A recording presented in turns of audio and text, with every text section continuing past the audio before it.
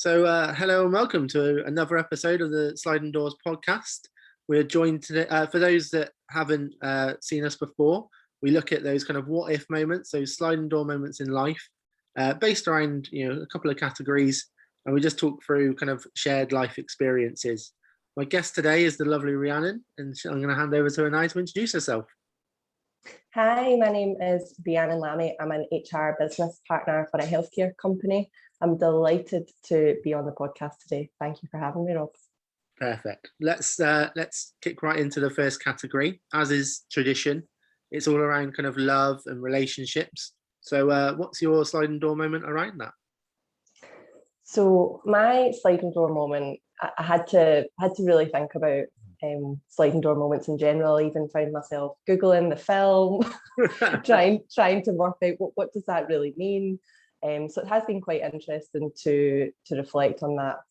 So my sliding door moment to do with love, family, relationships is actually to do with buying my house last year. Okay. During the pandemic, which you probably wouldn't think is love, family, relationships, but we'll get there. So last year, my partner and I, we had been saving, and we wanted to buy our first house together. Then the pandemic hit, which initially was a good thing for us because you couldn't do anything. You were saving, we had lots of money, and then thought, we'll start looking for a house. And we'd been looking for ages.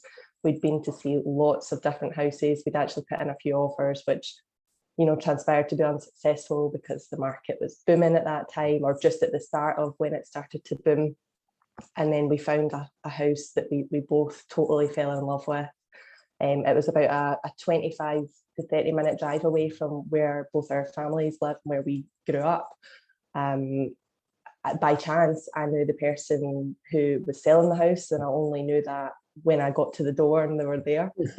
And it was within our budget, and everything felt like it was fate. It was meant to be, kind of thing. So we put our offer in, and because of the pandemic, obviously people were offering way over what the house was valued at. So we sat down, we had a real conversation with our families and things, and we got money that we didn't have together to put an offer in on this house, and we were sure we were going to get it. This was it. We were so excited. And then the night came and they phoned and said we didn't get it, and we were honestly so gutted, which was the kind of turning point, because I was like, no, we're not going to get a house. This is a self-pity.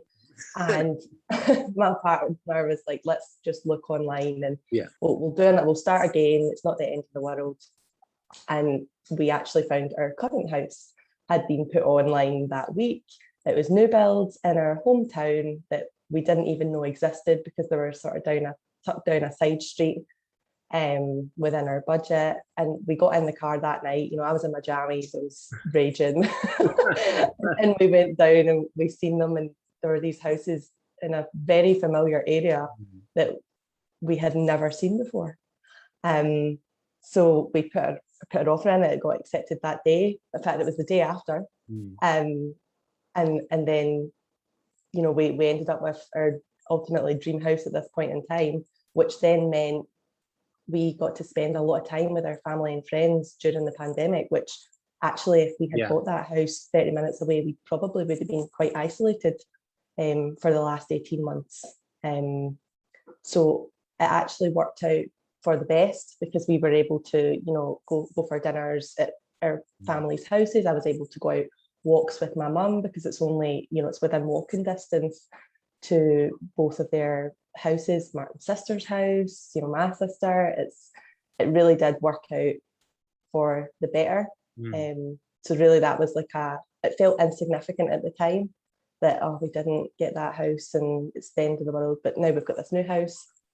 But it had a huge impact on the last 18 months. And I think that's really interesting. Like you say, most people would go, the effect of the pandemic, you'd think, that it would have a negative effect in terms of a house search, all those kind of extra things. But you're right, in terms of how insignificant it would feel at the time, in terms of you would feel gutted, and I'm sure lots of people out there will kind of would be able to kind of reflect on that. And you're right, in terms of when you don't get one or your offer's not accepted, it's horrendous, isn't it? And you feel like, because you've already end kind of of the committed, world. yeah, you've already kind of committed to that house. I had already decorated all the rooms, like in my head. We knew everything. We'd looked around the local area, and then we didn't get it, and it was hard, but it worked out for the better, and we ended up with and then this house. you get, like you say, you get that time that probably a lot of people didn't get, in terms of, like you say, then being closer to your family, Totally.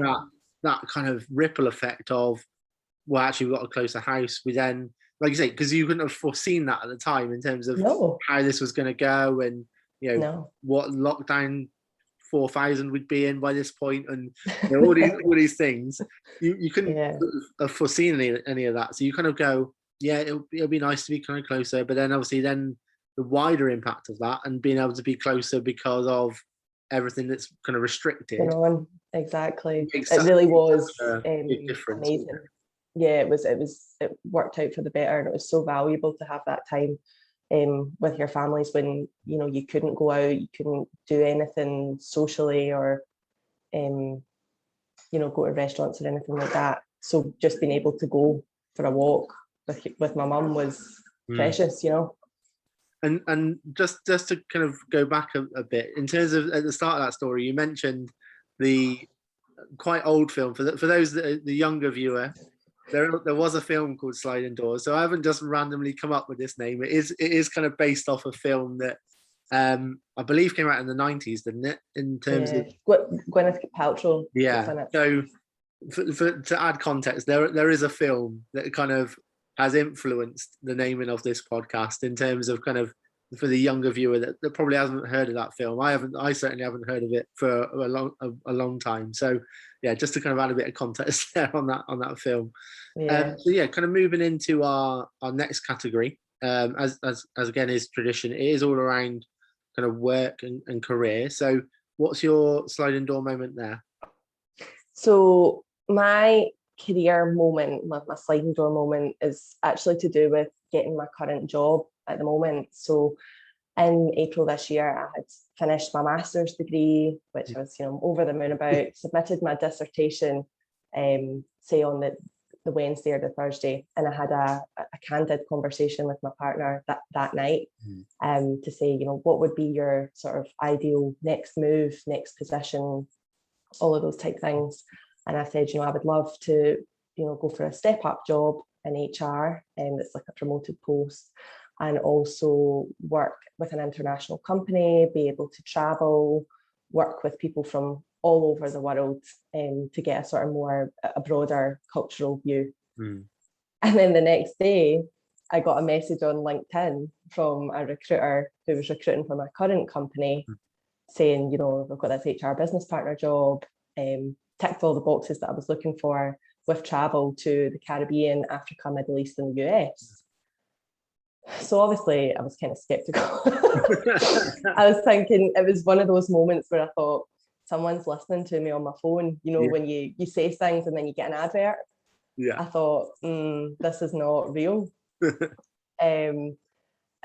through all the process, had the interviews, etc., and was ultimately offered the job. And it wasn't a normal moment where you get the job and think, oh my God, that's amazing, I'm really excited. It was almost like, so this is still potentially real. I need to have a think about it, and I'll get back to you, kind of thing, to the manager. And I had a conversation with my partner, and I worked in the NHS, it's a very secure job, especially during the pandemic, and it was really going to be a leap of faith to this new company, big company based in the US, only got a small office in Scotland, just almost like a startup feel. And initially I was like, I'm really not sure. We've just got this house and, the security, blah, blah, blah. And my partner was like, what is the worst that can happen? We're young, just do it. And I was like, oh, okay. So I did. And ultimately, I'm really enjoying the job. I've been there for 6 months now. And actually, if I hadn't taken that job, I wouldn't have had the opportunity to travel to America this year and to St. Martin in the Caribbean and Aruba. which I've done in the last 3 months, which would never have happened due to the pandemic, and also just the different restrictions and things. And it's probably somewhere I would never have went. Like, I would never have chose to go on holiday to Washington DC. No. So yeah, that was a really big moment for me. Have you always been in HR? So yes, since I graduated from university, always been in HR. Yeah, so this is, I think it's my 4th or 5th year working in HR. I really love it. It's quite sad, but I do. and I think you're right there in terms of it. I think it's not a career you choose unless you do love it. So obviously I'm in HR as well, and I think you've got to really love it in terms of. And I don't think this is necessarily what people appreciate from the outside when you kind of look in at what HR do. We do a lot of things, and I think there's a lot of we're not frontline in a pandemic like the NHS are. I get that. We're not doing some of the things that other people are. I fully appreciate that, but I do think we wear a lot of hats. Was one of the things I was told back in the day. We wear a lot of hats.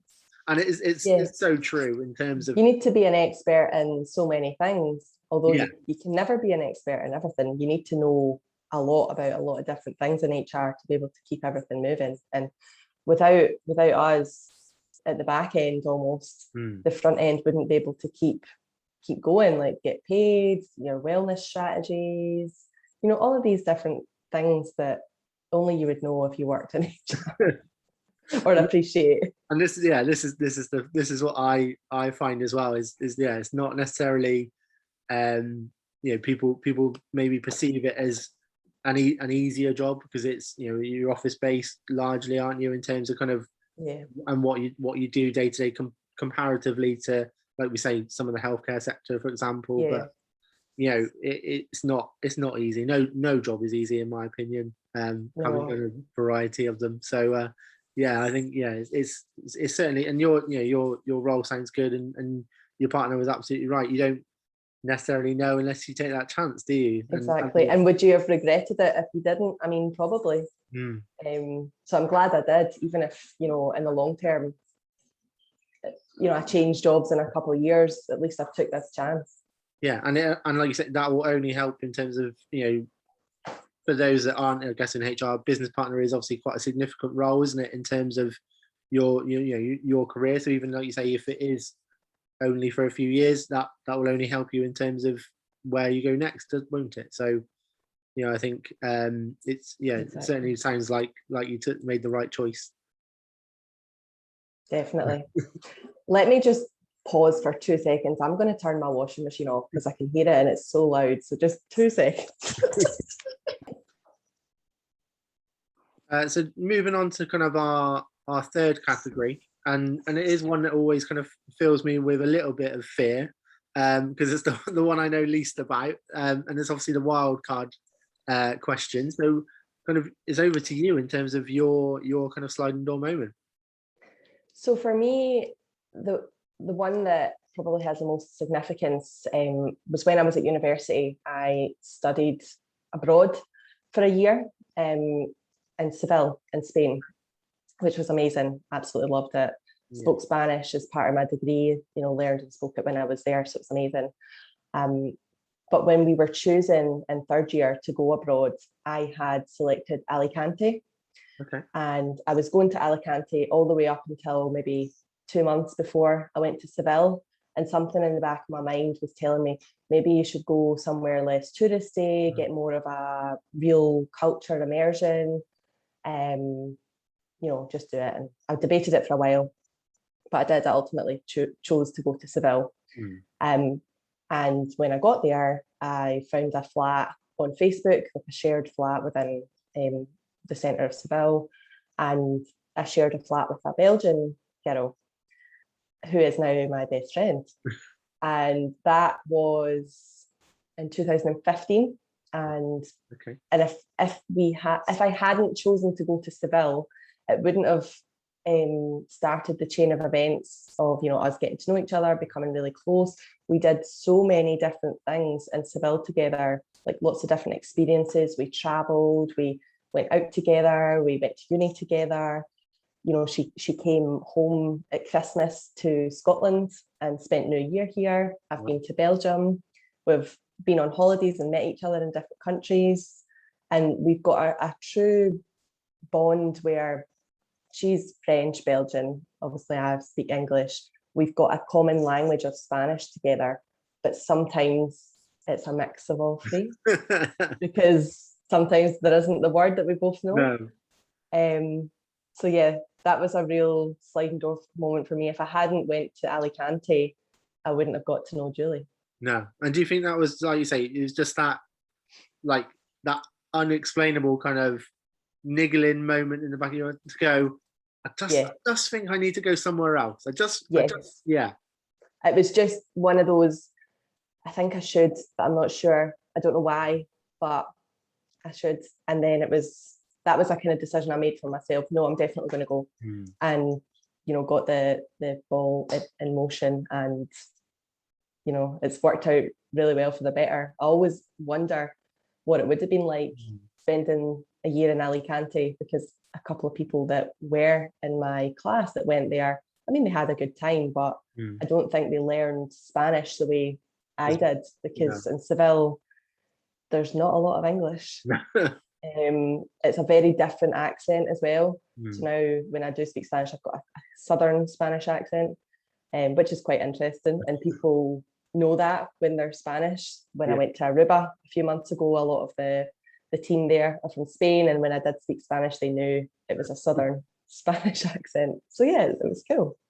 And I think that you say that kind of, that, I don't know how to describe it, that kind of feeling inside you, obviously led to, like you say, a completely like a gut feeling. Yeah, that gut feeling has kind of led you to a completely different experience. And that was going to be my next question, was obviously, did you kind of you know, how did other people's experiences go? And it shows, doesn't it, in terms of you've obviously then kind of taken that forward, you've met a friend, someone that you've then shared, you know, a number of years kind of experiences with, whereas you know, by going a little bit off the beaten path, not going to go into somewhere as kind of as commercial, I guess, and like you say, having a completely different experience, but one that you clearly, you know, value so highly. So I think you know, absolutely, like you say, it's a great example of a sliding door, but also a really good example of, you know, ultimately going with your gut, in terms of, you know, not a lot of people kind of go, oh, I'll stay safe and I'll go with the, you know, the normal option, if you like. And then you wouldn't have, you potentially wouldn't have had the, you know, the experiences you've had. So I think that was a really good moment. That was where I was. I felt like I was in my comfort zone, and I thought, you know, this is my chance. I have to try, you know, do something different, and it really did work out. That's good. So for normal listeners of the podcast, this is normally where we end it. But as this is going to be the festive edition of the podcast, and is going to go out on Christmas Eve, we are going to throw in a bonus question here, and Rhiannon is aware, so I'm not springing this on her.